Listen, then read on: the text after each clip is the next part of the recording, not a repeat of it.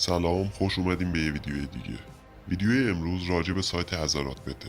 این سایت 4 سال سابقه داره و در مقابل برخی رقبا مثل کودکی نوپاس.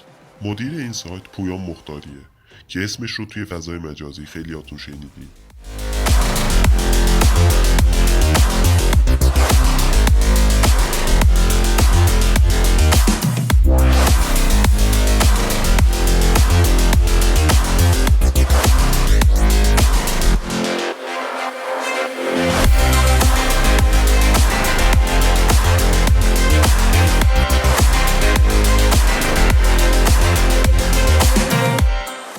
پیشبینی ورزشی یکی از تفریحاتیه که سابقش بیش از چند سال اخیره.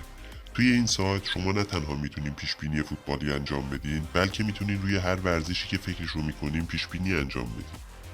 علاوه بر اینها، اگه اهل بازی‌های کامپیوتری هم باشین، میتونین روی مسابقات اونام شرط بندی انجام بدین. مثلا کال آف دیوتی، لیگ آف لجندز، دوتا دو، اینا گیمایی هستن که توی این سایت قابلیت شرط بندی دارن. توی این سایت تنوع لیگ‌های فوتبال برای پیشبینی خیلی بالاست. از لالیگا و بوندسلیگا بگیر تا لیگ الجزایر و مغولستان و ترکیه. این سایت امکان لایو بتینگ داره، یعنی شما میتونید در حین برگزاری مسابقه هم روی تیمی که میخواین شرط ببندید. البته ضریب لایو بت حضرات پایین‌تر از حالت عادی شرط بندیه. یکی از مزیتایی که این سایت داره آموزش بازی هست. اگه با بازی آشنایی ندارین، بعد از بارگیری میتونید آموزش کامل بازی رو ببینید. تنوع بازی توی این سایت خیلی بالاست. هر بازی کازینویی که فکر کنین داره. پوکر، بلک جک، انفجار، اسلات و غیره. این سایت قابلیت لایو کازینو هم داره، یعنی میتونین با یه آدم واقعی به عنوان دیلر روبروی خودتون بازی کنین. البته سرعت اینترنتتون برای این کار باید مناسب باشه.